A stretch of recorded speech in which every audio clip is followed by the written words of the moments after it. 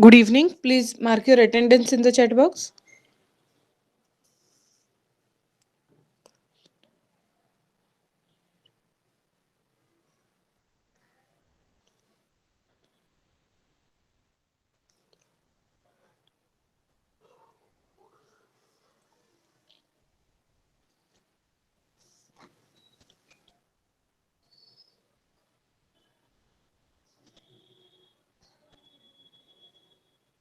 Okay. Is my voice clear?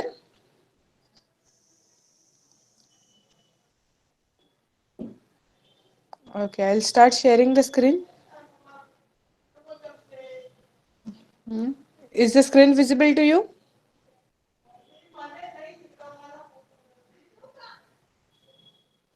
Okay. Very good. So we'll start with the lecture. आपण आतापर्यंत ग्रामरचे almost बऱ्यापैकी topic सगळे complete केलेले आहेत. Like tenses, active passive voice, direct indirect speech, articles, pronouns, nouns, verbs, adverbs, adjectives. आठवतंय सगळ्यांना?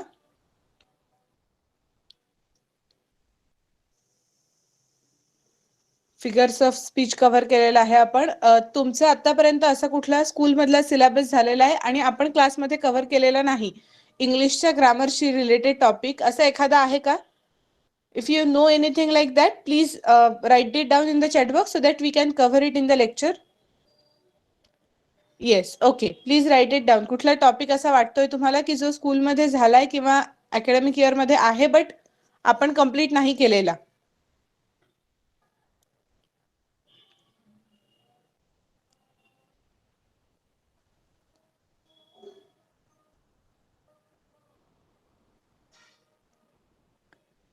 We have completed direct indirect speech.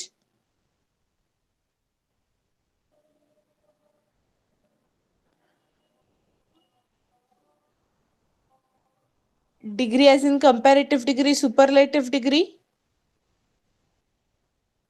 I think we have completed that part also, but बाकीच्यांनी पण एकदा check करा की आपण डिग्रीचा पार्ट नक्की घेतला नाहीये, कारण मला असं वाटतंय आपण हा टॉपिक घेतलाय. इधर मग तो असं झालं असेल की 5th 6th आणि 7th 8th लेक्चर्समध्ये झालाय आणि 9th 10th राहिलाय किंवा काही असं झालं असेल. बट एकदा 9th and 10th लोकांनी कन्फर्म करा. जर डिग्री आपला झालेला नसेल तर we will take that part in the next lecture.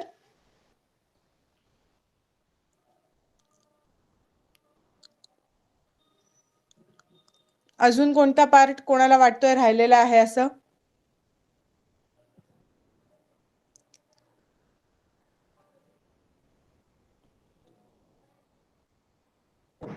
We can take a revision for parts which you find difficult. ज्या पार्टला तुम्हाला असं वाटतंय की रिव्हिजनची गरज आहे, परत एकदा ऐकायची गरज आहे, so we can take revision for those parts. Please suggest that in the chat box. कशा कशाची रिव्हिजन तुम्हाला हवी आहे.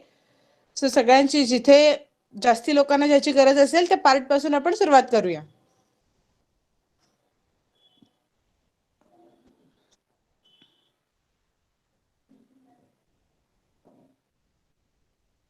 You can think of it and write in the chat box at the end of the lecture.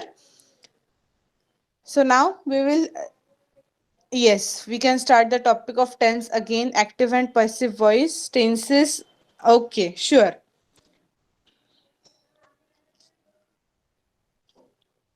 So we will take revision of tenses, active and passive voice, and direct and indirect speech.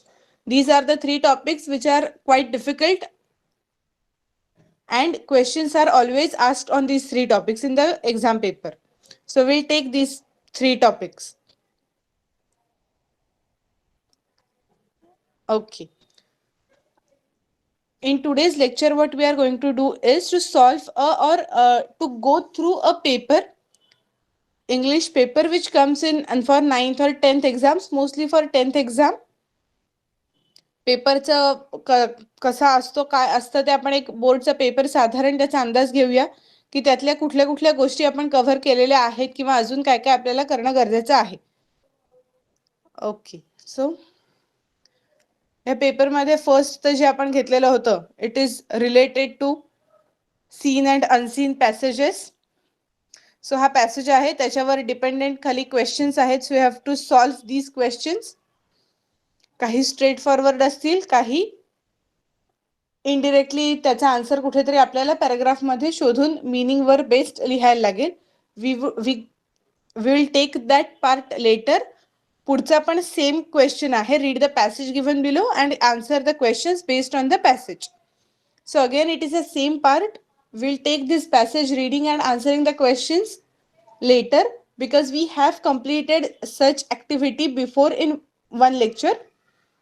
So आपण ते थोड्या वेळाने घेऊया. पुढचे जे questions असतात पेपरमध्ये directly ते कसे आहेत ते बघूया. ओके, सो आता हे डिरेक्टली जे आन्सर करायचं आहे 1 लाईनमध्ये किंवा 2 to 4 लाईन्समध्ये आन्सर करायचे ते स्किप केलेले आहेत आपण आणि नेक्स्ट वर आलोय. On the basis of your reading of the passage, answer any 4 of the following. आता युजली काय होतं, बोर्डच्या एक्झाम मध्ये तुम्हाला बऱ्यापैकी ऑप्शनचे क्वेश्चन्स असतात. म्हणजे 5 क्वेश्चन्स दिलेले असतात. You have to answer any 4 of them और 3 of them. In every paper you can see this. ग्रामरचा जो टॉपिक असतो आपल्या इंग्लिशच्या पेपर मधला ग्रामरचा, त्याच्यामध्ये तर हे कायम दिसतं की 5 क्वेश्चन्स दिलेले आहेत किंवा 6 क्वेश्चन्स दिलेले आहेत आणि out of that you have to solve 5. What I recommend is 6च्या 6 सॉल्व्ह करा. काही फार वेगळा वेळ जात नाही. जर मोठी म्हणजे सायन्सच्या पेपरमध्ये वगैरे किंवा मॅथ्समध्ये कसं मोठं आन्सर लिहायला लागतं आणि तिथे जेव्हा 6 पैकी 4 सोडवा असं दिलेलं असतं, you have to strictly adhere to that because time उरणार नाही नंतर बाकीचे क्वेश्चन सॉल्व्ह करायला. बट इंग्लिशच्या केसमध्ये ग्रामर टॉपिक्समध्ये काय होणार आहे की 6 सेंटेन्सेस आहेत, त्याच्यापैकी तुम्हाला 5 सोडवा असं दिलेलं असतं, right. But on safer side आपण काय करायचं, 6च्या 6 सोडवून ठेवायची. काय होतं कधी कधी टेन्शनच्या नादात आपल्याला माहित असतं, आपण व्यवस्थित तो टॉपिक कव्हर केलेला असतो, आपल्याला सगळं येत असतं, पण टेन्शनमुळे चुकून काहीतरी मिस्टेक होते तो एक वर्ड लिहिण्यात आणि तिथे मार्क शकतो. बट त्याच्याऐवजी जर आपण दुसरं एखादा अल्टरनेटिव्ह लिहिलेला असेल तर मार्क्स स्कोअर करायला सोपं जातं. त्यामुळे इंग्लिशच्या ग्रामरमध्ये स्पेसिफिकली जे कुठले क्वेश्चन्स असतील जिथे फक्त एका वर्डमध्ये आन्सर आहे किंवा एक सेंटेन्स लिहायचं आहे, तेव्हा तुम्हाला तेवढा वेळ नक्की असतो की एक सेंटेन्स फक्त एक्स्ट्रा लिहिलंय पेपरमध्ये. असे ग्रामरचे जर 5 क्वेश्चन्स असतील तर 5 sentences extra, that is fine. तेवढं लिहिणं ठीक आहे. आणि त्यामुळे शक्यतो जो ग्रामरचा पॉइंट येईल तिकडे हे एक्स्ट्रावाले क्वेश्चन्स ऍड करत राहा. Yes sure, I will repeat the screen. Rotate the screen, sorry. Yes. Is it visible now?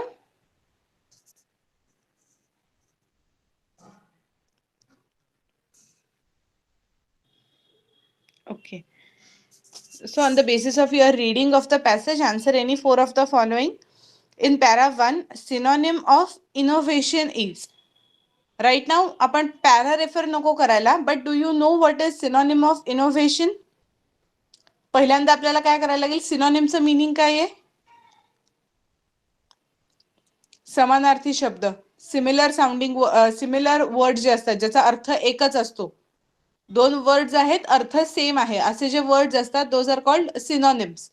तर तसं इनोव्हेशनचं सिनोनिम काय असू शकतं दिलेल्या ऑप्शन पैकी? प्रोडक्शन, सिन्सिअरिटी, इन्व्हेन्शन की prevention? Please write your answer in the chat box.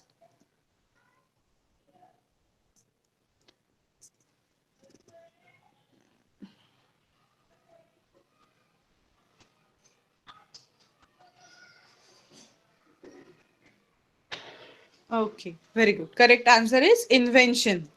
आता आधी असं जेव्हा उत्तर आपल्याला शोधायचं आहे, आता हा क्वेश्चन बघा, it is related to passage, but जर इनोव्हेशनचं मीनिंग माहीत नसेल तर आपल्याला कुठला वर्ड त्यातला इनोव्हेशनचा सिनोनिम आहे हेच कळणार नाही. ओके, सो आता इथे व्होकॅब्युलरीचा पार्ट येतो. जितकं वाचलेलं जास्ती असेल, जेवढं मीनिंग माहीत असेल जास्ती तेवढं. आणि जेव्हा आता 4 ऑप्शन्स दिलेले आहेत, भलेही इनोव्हेशनचं मीनिंग तुम्हाला माहीत नाहीये, you can exclude other options. Like in this case, production म्हणजे काय हे माहीत असेल, सिन्सिअरिटी म्हणजे काय हे माहीत असेल, प्रिव्हेन्शन म्हणजे काय माहीत असेल, आणि it is not something related to innovation. एवढं आपण जरी कन्क्लुजन काढू शकलो तरी दॅट इज इनफ. आता इथे ऑप्शन्स दिलेले आहेत, इट इज नॉट नेसेसरी दरवेळेला ऑप्शन्स दिलेले असतील. ठीक आहे, पॅसेज वाचून त्याच्यामधून शोधा असं त्यांनी सांगितलंय. सो आपल्याला बॅक टू पॅसेज जायला लागेल आणि बघायला लागेल. Okay, mobile internet can provide access to. आता हे पॅसेज मध्ये आपल्याला शोधायचंय.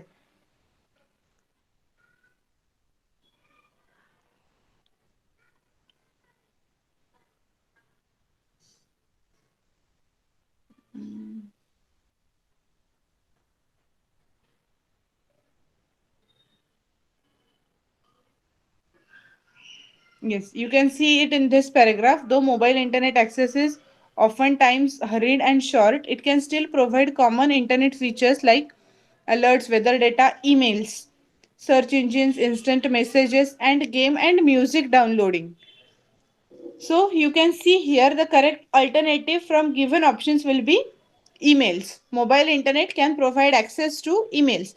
आता जर आपण पॅराग्राफ वाचला नसता तरी सुद्धा आपण काही उत्तरं नक्की यातली देऊ शकलो असतो. Telegram it's not related to app Telegram बद्दल लिहिलेलं नाहीये त्यांनी क्वेश्चन पेपरमध्ये.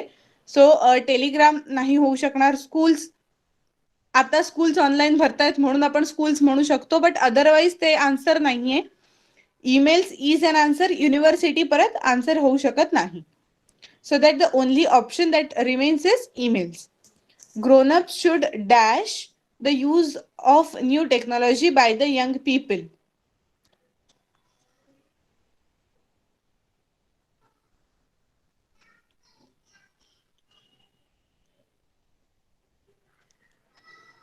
सो आता तुमच्या दृष्टीने काय आन्सर, कुठला वर्ड इथे करेक्ट फिट होऊ शकेल based on the meaning of the sentence. आता इथे आपल्याला थोडंसं ह्या सेंटेन्सचा काय अर्थ असू शकतो हा एक लक्षात घ्यावा लागेल आणि त्या अकॉर्डिंगली आन्सर द्यायला लागेल. म्हणजे ग्रोनअप शुड डॅश, काय करायला पाहिजे ग्रोनअप्सनी, रिजेक्ट केला पाहिजे, क्रिटिसाइज करत राहिलं पाहिजे, मॉनिटर केला पाहिजे की ऍक्सेप्ट केला पाहिजे.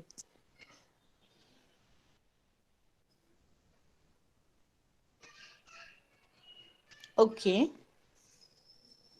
okay, so most of you have written the answer accept. We'll now check this answer in the paragraph.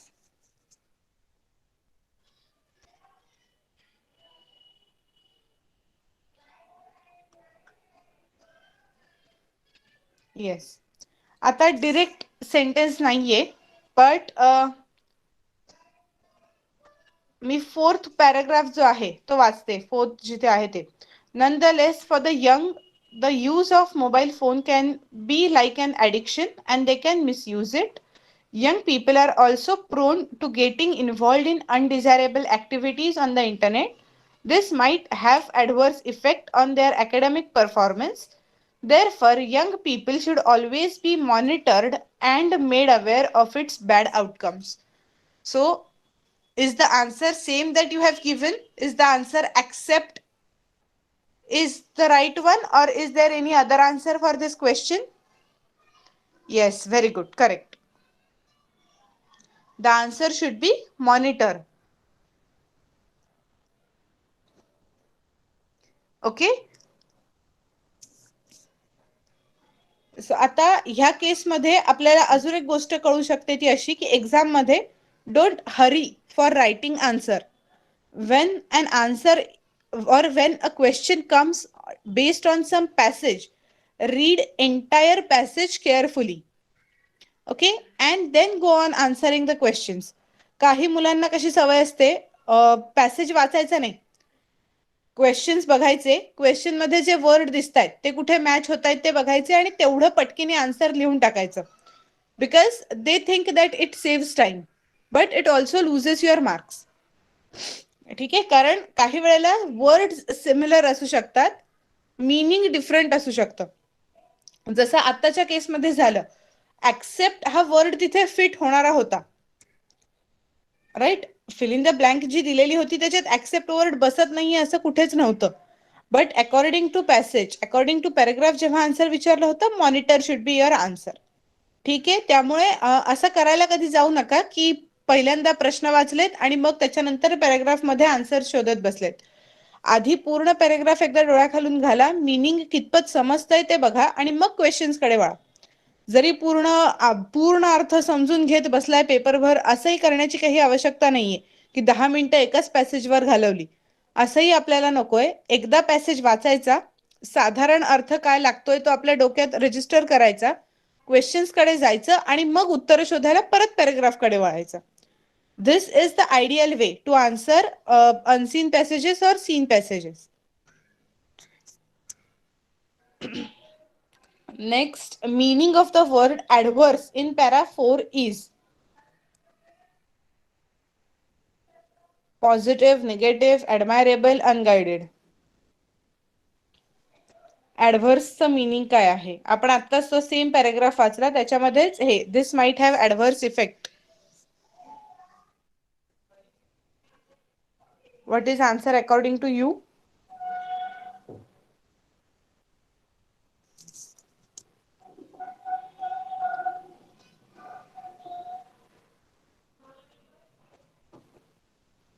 Yes, please write your answer in the chat box. Is the question clear? Meaning of the word adverse in para 4 is. जो fourth paragraph आपण मगाशी आत्ताच जो वाचलाय तो, according to that, what is the meaning of the word adverse? I'll show the sentence in the paragraph. This is the sentence. This might have adverse effect on their academic performance.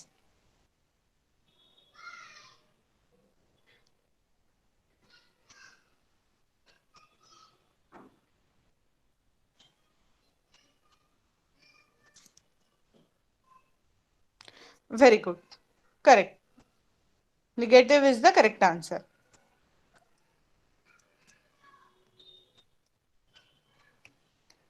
Next, according to the passage, one can opt for dash plan if prepaid plan doesn't suit. So आता इथे compulsory आपल्याला paragraph मध्येच जायला लागेल, passage बघायलाच लागेल. Please read this paragraph carefully. Number 5, paragraph which is there with number 5. Please read that paragraph and then we'll answer the question.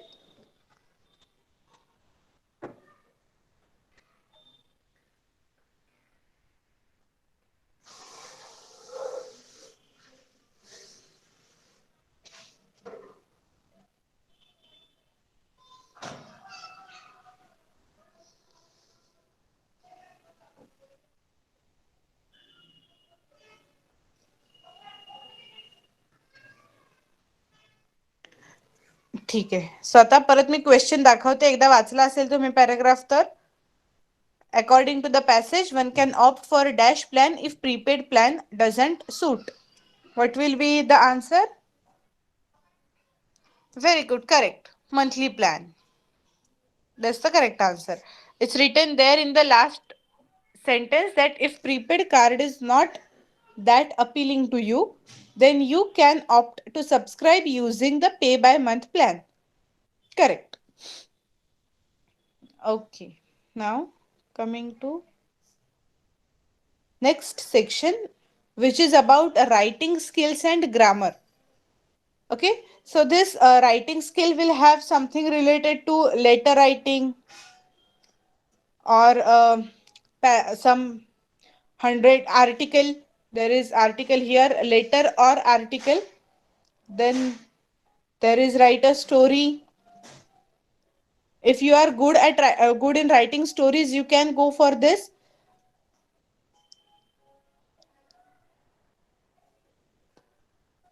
Story लिहिण्यात एक फायदा असतो, आपल्या मनाचं आपल्याला काही लिहिता येऊ शकतं. काही असा स्पेसिफिक फॉर्मॅट स्टोरीसाठी नसतो की तुम्ही असंच लिहिलं पाहिजे तसंच लिहिलं पाहिजे. You can write anything with your imagination. English grammar spelling vocabulary should be correct and promptly used. That's the requirement. आता पुढचा जो पार्ट आहे तो ग्रामरशी रिलेटेड आहे, तो आपण कंप्लीट करूया, मग रायटिंग स्किल्स बद्दल थोडं बोलूया. Fill in any 4 of the blanks. See, that's what I was talking about. ग्रामरचा जो पार्ट असतो, आता इथे कसं आहे, 5 fill in the blanks आहेत, A B C D E. आणि क्वेश्चन मध्ये त्यांनी काय केलंय, fill any 4 of the blanks. 4 मार्काचा क्वेश्चन आहे, त्याच्यापैकी 4च लिहायचे आहेत. It is not at all difficult to write 1 extra word in your paper. So बरोबर 4 लिहून थांबलाय असं करायला जाऊ नका. इथे एक शब्द एक्स्ट्रा लिहिणं आपल्याला अजिबात जड नाही. तो एक एक्स्ट्रा शब्द लिहून टाकायचा तिथे. ओके, बाय मिस्टेक अननोईंगली असं होऊ शकतं की आन्सर करेक्ट लिहिलेलं होतं, बट स्पेलिंग चुकलं लिहिताना. समोरून क्वेश्चन पेपर मध्ये स्पेलिंग होतं, तिकडून फक्त आन्सर शीटवर उतरवताना स्पेलिंग मध्ये चूक होऊ शकते. तेवढ्या टेन्शन मध्ये त्या बोर्डच्या एक्झामच्या माहोलमध्ये हे ऍक्सेप्टेबल आहे, बट मार्क कट होणार. त्यामुळे आपणच आपली खबरदारी काय घ्यायची की 4 लिहायला सांगितलेत, आपण 5 लिहून यायचं safe side. So I read the passage and आता कसं आहे, the modern student dash. So A हा अल्टरनेटिव्ह देऊन 4 ऑप्शन दिलेले आहेत आपल्याला. त्याच्यापैकी कुठला वर्ड करेक्टली तिथे बसेल that you have to answer. So I read the passage. The modern student dash the importance dash physical exercise. तर आता बी पार्ट आपण आता नाही बघत आहे. ए मध्ये काय काय ऑप्शन आहेत, अंडरस्टूड, अंडरस्टँड, हॅव अंडरस्टँड आणि अंडरस्टँड्स.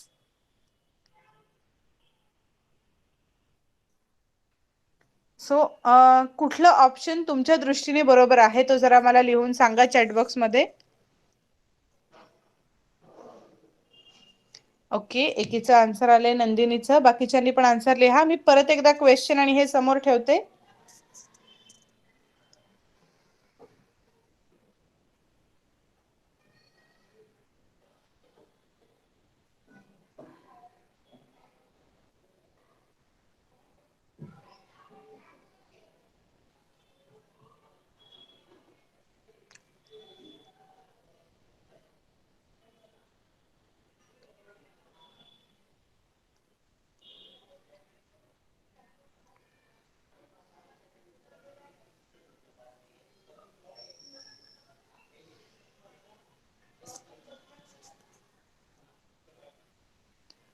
ओके, ठीक आहे. Most of you have written answer understood. आता ग्रामॅटिकली आपण बघायला गेलो तर answer is correct, right. Sentence कसं होईल, the modern student understood the importance dash physical exercise. आता जर आपण पुढचा पार्ट वाचला तर काय आहे, he spends 1 to 2 hours in open air.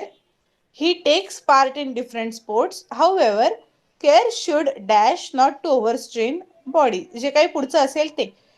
आता इथे काय बघायचे आपल्याला, द मॉडर्न स्टुडंट अंडरस्टूड आपण लिहिलं तर इट इज ग्रामॅटिकली करेक्ट, बरोबर. बट जो उरलेला पॅसेज आहे त्याचा जर आपण टेन्स बघितला तर तो प्रेझेंट आहे. आणि मग आपण सुरुवातीलाच अंडरस्टूड हा पास्ट टेन्स यूज करायचा का?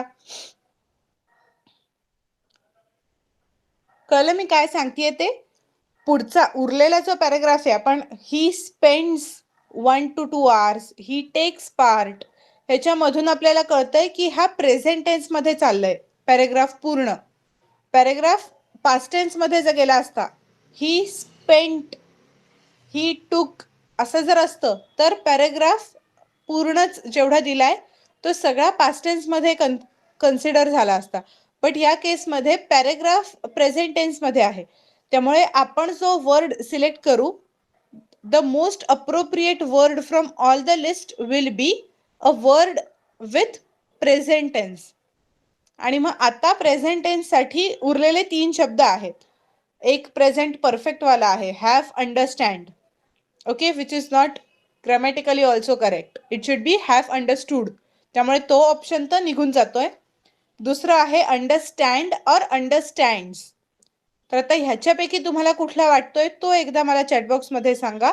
द मॉडर्न स्टुडंट अंडरस्टूड तर येणार नाही, ते मी सांगितलं का, त्याचं रिझन पण सांगितलं. Because the rest of the paragraph is in present tense, understood is past tense. So we cannot use that. It will not be the most appropriate word to use. Therefore, we have to shift either on understand or understands. Which will be most appropriate of these two?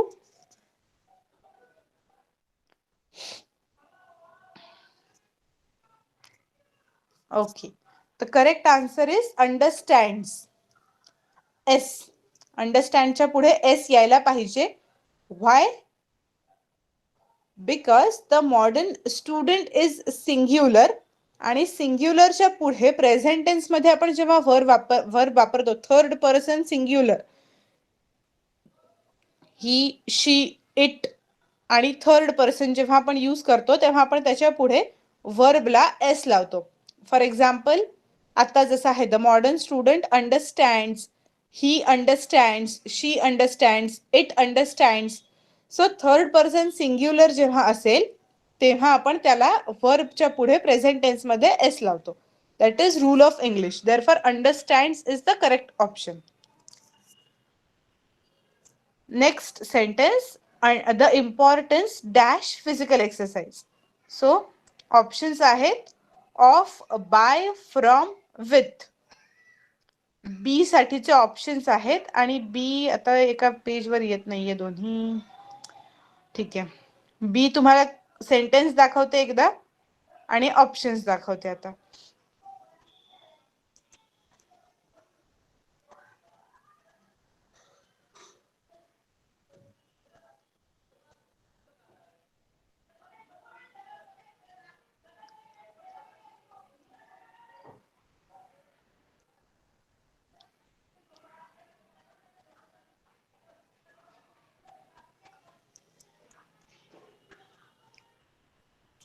Correct, very good. Off is the correct answer. Next, he spends 1 to 2 hours in open air dash. Dash नंतर पुढे आहे he takes part in different sports.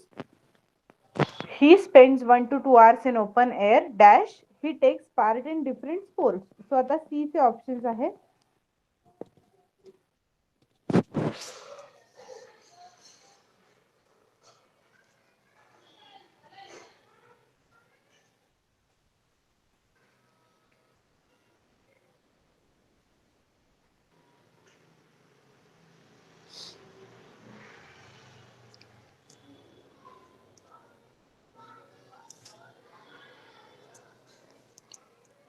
Is the voice clear now?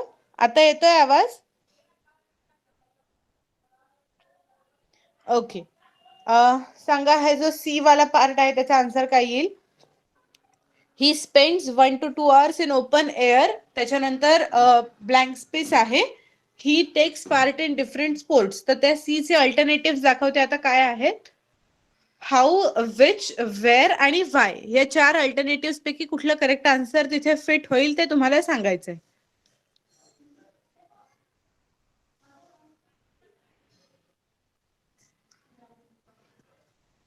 Wear, very good, correct. However, care should dash not to overstrain dash body. तर आता D साठी बघूया आपण.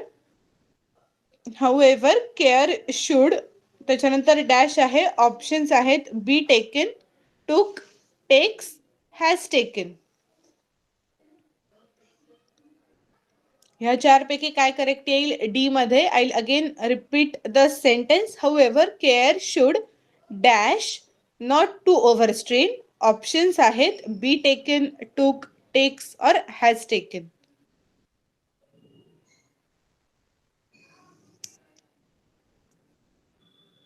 Correct, very good. Care should be taken. Correct. Next आहे however, sorry, not to overstrain dash body. आता इथे अ and the key सम, सम तर येणार नाही.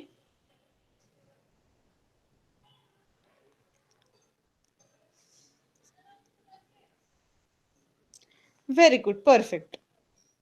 The is the correct answer.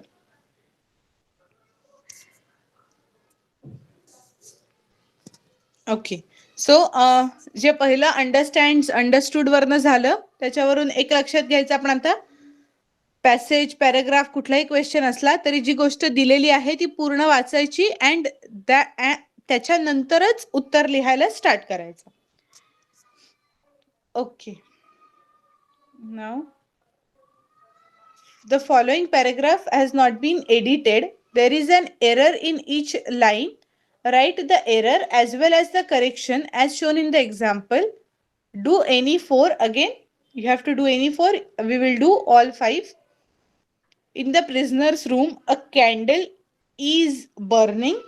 So error आहे इथे is आणि actual correction should be was. म्हणजे past tense मध्ये हवा आहे. प्रेझेंट टेन्सचा वर्ड त्यांनी प्रेझेंट टेन्सचा वर्ब त्यांनी दिलेलं होतं, त्याच्याऐवजी पास्ट टेन्सचा वर्ब ऍड करायचं होतं. ओके, सो आता आपल्याला उरलेल्या सेकंड लाईन मध्ये काय एरर आहे आणि ती कशी बदलायची. A prisoner himself sat by the table only him back, the hair by his head and his hands are visible from outside through any window. So ह्याच्यात कुठल्या कुठल्या एरर्स तुम्हाला ओव्हरऑल दिसत आहेत आणि त्याची काय करेक्शन आहे असं मला एकदा चॅटबॉक्स मध्ये फक्त लिहून पाठवा. I will check that, then will discuss about this. आधी जे काही तुम्हाला वाटतंय, पॅराग्राफ तुमच्या समोर आहे, त्यातली एक चूक त्यांनी दाखवली आहे. अ कॅन्डल इजच्या जागी वॉज पाहिजे होतं.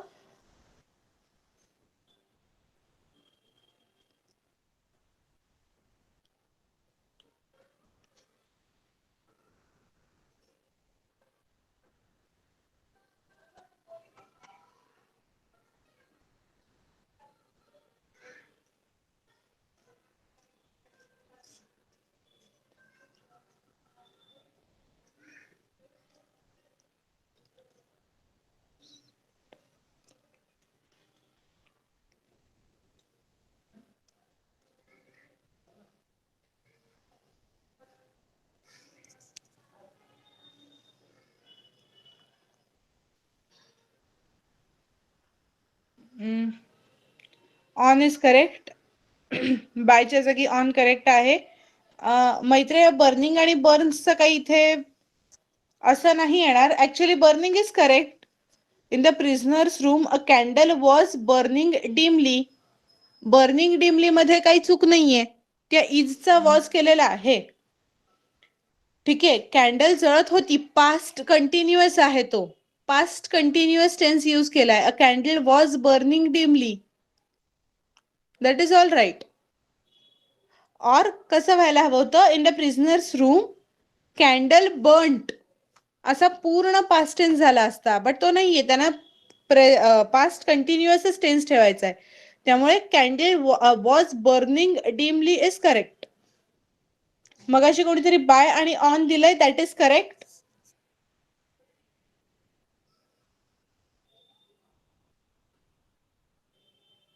Okay, it's dimly.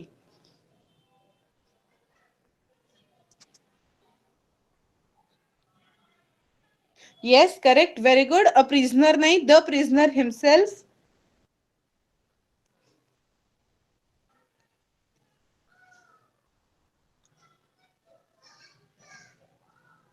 पुढच्या सेंटेन्स मध्ये काय सापडतंय बघा. येस, बाय आणि ऑन करेक्ट आहे, अ आणि द करेक्ट आहे.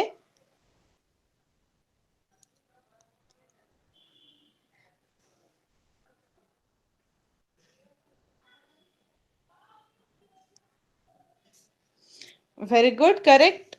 Only his back, hair by his head and his hands आणि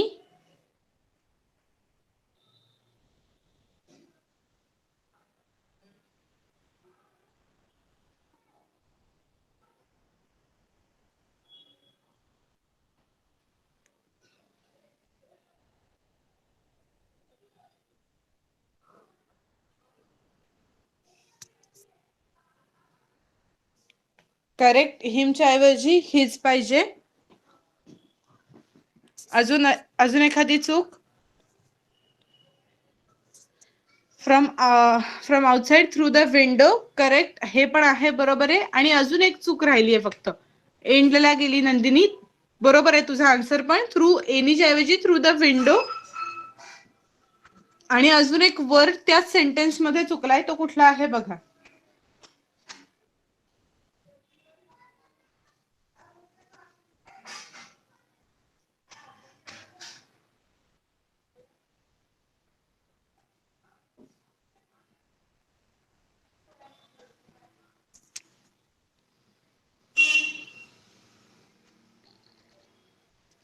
व्हेरी गुड, करेक्ट.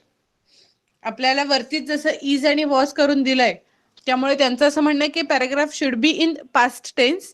आणि and his hands are visible from outside through the window, असं जे सेंटेन्स आपण करतोय त्याच्यामध्ये hands are visible is in present tense, but we want it to be in past tense. So आरच्या ऐवजी past टेन्सचं to बीचं वर्ब येईल were. So his hands were visible from outside through the window. It should be the correct answer. Okay, समजलंय काय paragraph आपण केलाय तो, काय करायचं होतं आणि कसं करायचं होतं.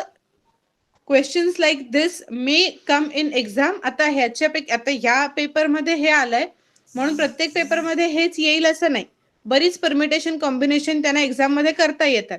Will have to search for different papers.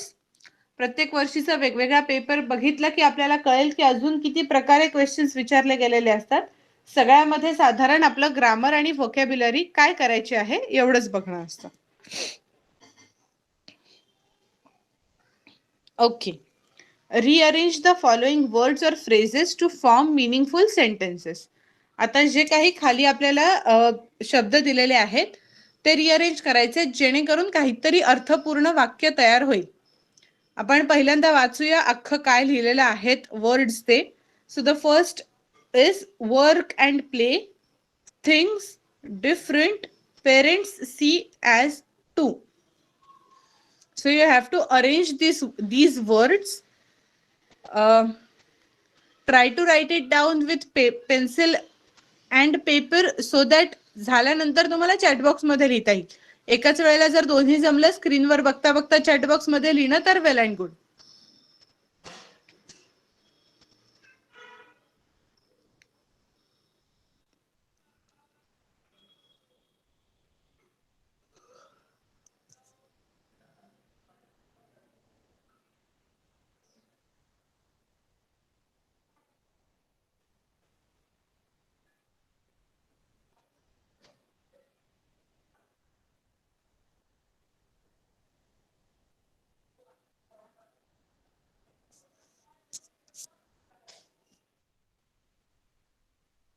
Okay, सांगते. बघ, इथे वेगवेगळे शब्द दिलेले आहेत. वर्क अँड प्ले, त्याच्यानंतर थिंग्स, त्याच्यानंतर डिफरंट, त्याच्यानंतर पेरेंट सी आणि ॲज टू. हे 5 वेगवेगळे शब्द दिलेत. आपल्याला ते शब्द अशा प्रकारे अरेंज करायचे की त्याच्यापासून मिनिंगफुल सेंटेन्स तयार होईल. फॉर एक्झाम्पल, आता ह्याचा आन्सर काय होईल, पेरेंट्स सी. कसे शब्द आपल्याला व्यवस्थित अरेंज करून घ्यायचे जेणेकरून काहीतरी अर्थ असेल असं वाक्य तयार होईल. याचा आन्सर असा येईल, parents see work and play as two different things. आता वाक्याचा अर्थ काय आहे की पालक, पेरेंट्स, खेळणं आणि काम यांना 2 वेगळ्या गोष्टी म्हणून बघतात, असं वाक्य आपल्याला तयार करायचंय. हे वाक्य तयार करण्यासाठी आपल्याला रँडमली शब्द दिलेले आहेत. आपल्याला ते शब्द व्यवस्थित क्रमाने लावायचेत जेणेकरून व्यवस्थित एक अर्थपूर्ण वाक्य आपल्याकडून तयार होईल. Is it clear now? कोणीतरी करून पण टाकलं होतं आता वाक्य, parents see work and play as two different things. Yes, correct. So this is correct answer. कळलं तन्वी आता?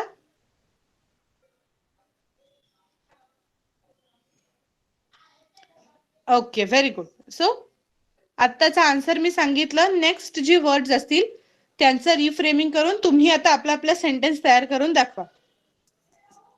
Okay, I share the screen. आता इथे एक गोष्ट लक्षात ठेवायची, वी आर क्रिएटिंग और forming a sentence out of words. So जरी तिथे वर्ड्स मध्ये देताना आता पेरेंट्स सी हे दोन्ही यातला पी कॅपिटल नव्हता कारण ते वर्डची लिस्ट दिलेली आहे आपल्याला क्वेश्चन मध्ये, but we are forming a sentence out of those words म्हणून आपण लिहिताना जे वाक्याच्या सुरुवातीचं लेटर येईल, इन दिस केस पेरेंट्सचा पी, हा कॅपिटल करून ठेवायचा. Okay, is it clear? पहिला जो लेटर असेल ते कायम कॅपिटल करायला विसरू नका. So second is dash is a way of time. Okay, हळूहळू जा, घाई करू नका कोणी लिहायची answer. is a dash of time dash they dash west dash think dash that playing. So please make a sentence out of these words. सगळ्यांनी करा. मी 2 मिनिटं देते आणि मग चॅट बॉक्स पाशी येते.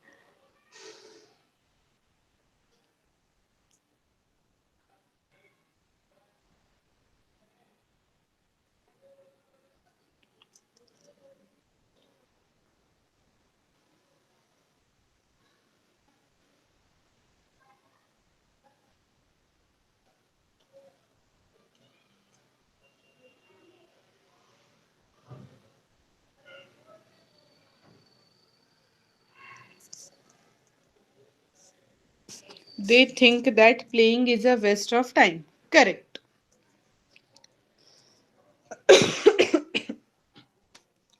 ओके,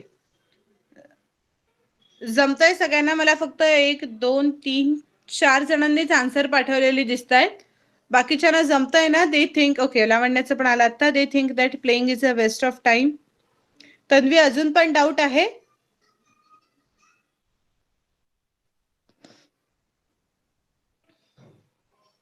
ओके, एक काम कर, माईक ऑन कर आणि मला नक्की सांग की तुला कुठे डाऊट येतोय.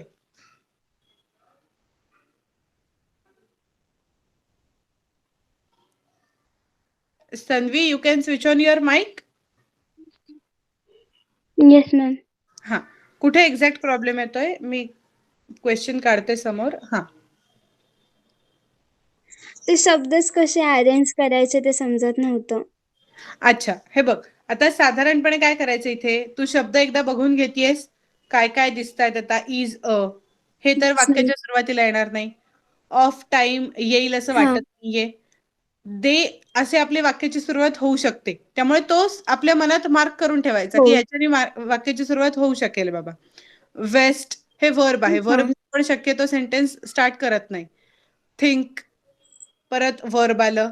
That playing. मग आता साधारणपणे तू कुठला शब्द काढला होतास या लिस्ट मधून की कशाने तुझी स्टार्ट होऊ शकेल? तर देनी. मग तो पहिले लिहून घ्यायचा, दे. हा. मग आता ह्याच्यानंतर परत एकदा तू ज्या शब्दांची लिस्ट बघितलीस तर दे इज अ नाही होणार, दे ऑफ टाइम नाही होणार, दे वेस्ट होऊ शकतं, वेस्ट मार्क करून हो. ठेवायचा. दे थिंक पण होऊ शकतं, मार्क करून ठेवायचा. दे दॅट प्लेइंग होणार नाही, त्यामुळे 3 वर्ड्स आपण काढून टाकले. आता राहिलं फक्त दे वेस्ट किंवा दे थिंक. ठीक आहे, आता समज तू दे वेस्ट असं सुरुवातीलाच केलंस तर तुला पुढचा प्रत्येक शब्द उचलणं कठीण जाणार आहे. दे वेस्ट थिंक और दे वेस्ट इज अ असं काही होऊ शकणार नाही. म्हणून आता आपण दे थिंक करू. हो. हा, मग they think what they think. आता त्याच्याबरोबर पुढे काय लागू शकतंय? They think is a that नाही, दे थिंक ऑफ टाइम नाही, दे think that playing.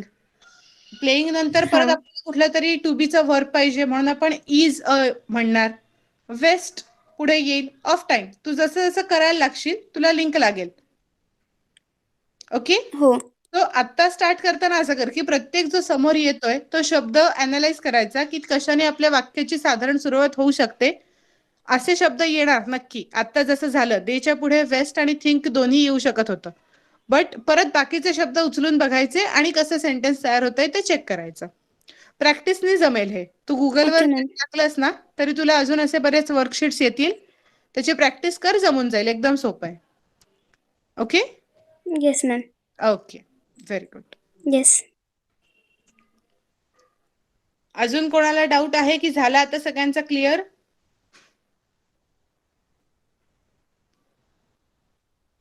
Is it clear की काय करायचं ह्या टाईपचा क्वेश्चन आला तर? Very good. So now will move on to the next, that third important dash games slash studies slash are as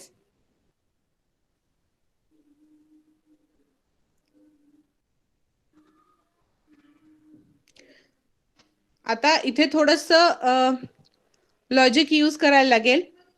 sentence असंही बनू शकतं, studies are as important as games, और other way round, games are as important as studies. दोन्ही sentences grammatically correct आहेत, meaningful आहेत, but थोडं logic use केलं तर आपल्याला games are as important as studies हे वाक्य जास्ती बरोबर आहे. Because no one will tell you to focus on games and other thing will be you are studying. असं कुठल्याच देशात होणार नाही की आधी लोक सांगतील की खेळ आणि मग सांगतील की अभ्यास करायला बस. सेकंड ऑप्शन म्हणून अभ्यास नाही ठेवत कुठे. त्यामुळे लॉजिकली जर आपण सेंटेन्स चेक करायला गेलो तर games are as important as studies. Second जे मी सांगितलं होतं, studies are as important as games, is also grammatically and meaningfully correct. Okay. Now next. A student dash to both dash proper dash should dash attention dash pay. आता इथे आपल्याला clearly कळतंय की sentence will start with the word a student.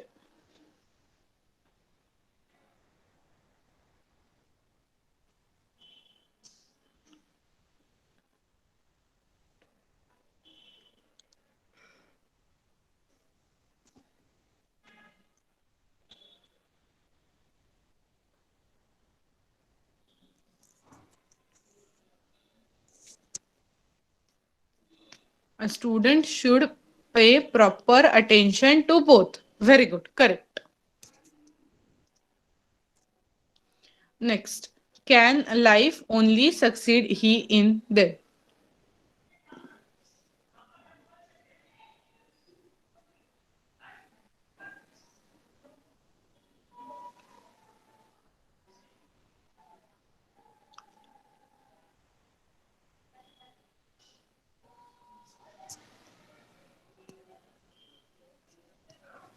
Yeah, okay.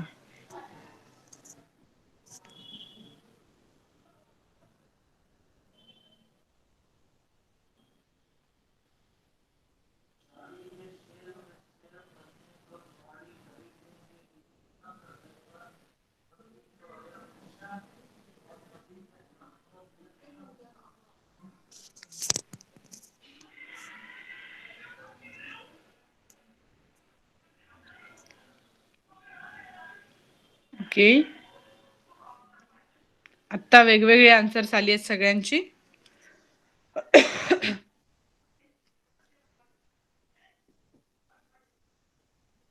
1 2 3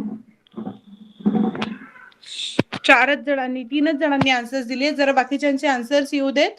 आले की मग मी correct answer जे असेल ते सांगते. Yes,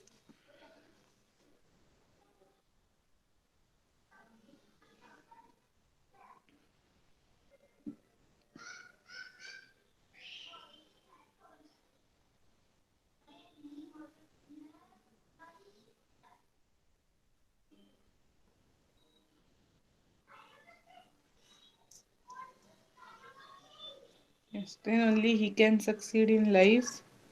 Then okay.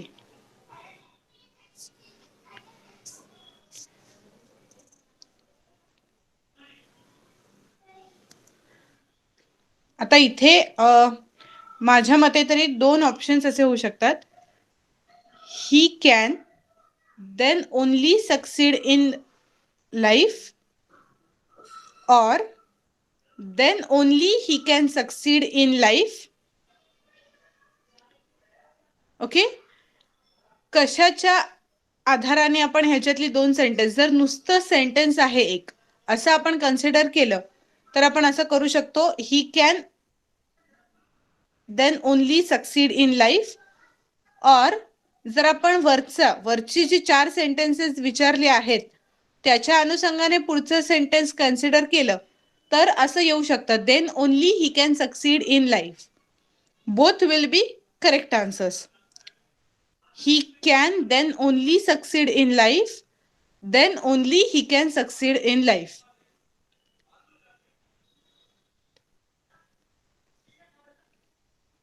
Is it clear? Then he can only succeed in life असं नाही होणार, सेंटेन्स पूर्ण चेंज होऊन जात आहे मीनिंग. ठीक आहे, आता जर आपण बघितलं तर पूर्ण एक पॅराग्राफ तयार होऊ शकतो जेवढी सेंटेन्सेस दिली आहे त्याच्यापासून. आणि हे आपल्याला क्रॉस चेक साठी खूप चांगला ऑप्शन आहे की आपण जी काही सेंटेन्सेस तयार केली त्याच्यापासून आपला व्यवस्थित पॅराग्राफ होतोय का हे बघायचं. साधारण वर्ड्स वाचले की तुमच्याही लक्षात आलेलं असेल की हा एक पॅराग्राफ तयार होतोय कसा. Parents see work and play as two different things. They think that playing is a waste of time. Games are as important as studies. A student should pay proper attention to both, then only he can succeed in life. Okay, so हा पूर्ण paragraph आहे की पालकांना असं वाटतं की खेळणं आणि काम करणं किंवा अभ्यास या दोन पूर्ण वेगळ्या गोष्टी आहेत. त्यांच्या मते खेळणं हे पूर्ण वेस्ट ऑफ टाइम आहे, बट मुलांनी दोन्हीकडे प्रॉपर लक्ष दिलं गेलं पाहिजे तरच एखादा मुलगा आयुष्यात प्रगती करू शकेल. So that's the meaning of that paragraph आणि त्या अकॉर्डिंगली आपल्याला वर्ड्स अरेंज करायला सांगितलेले होते. ओके, ज्या ठिकाणी असा पॅराग्राफ बनू शकेल असं तुम्हाला वाटतंय तेव्हा हे चेक करा की आपण जे काही सेंटेन्सेस लिहिले त्याच्यापासून काही मिनिंगफुल पॅराग्राफ होऊ शकतोय का. आता जसं मी आता पॅराग्राफ बनवला, आपलं प्रत्येक सेंटेन्स त्याच्यामध्ये मॅच झालं नाही झालं तर तिथे हिंट मिळेल की कुठेतरी काहीतरी चुकलंय आणि मग वर्ड्स रिअरेंज करता येतील. It is again a matter of practice. ठीक आहे, तुम्ही जेवढे गुगलवरून अशा गोष्टी काढाल, बघाल, प्रॅक्टिस कराल, नक्की तुम्हाला जमून जाईल.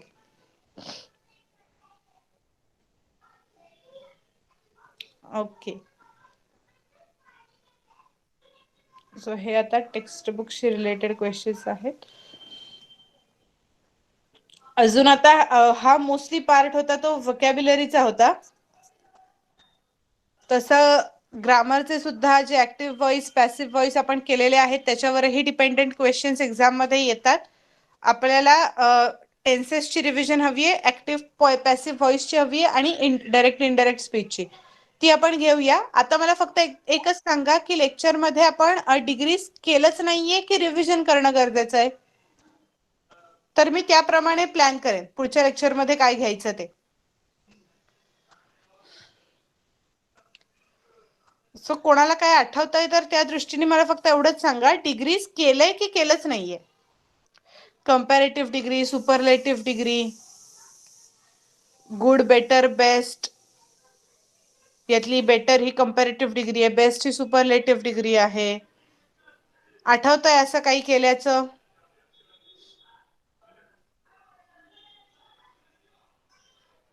हा, बऱ्याच जणांचं हो म्हणणं आहे, काहींचं नाही आहे.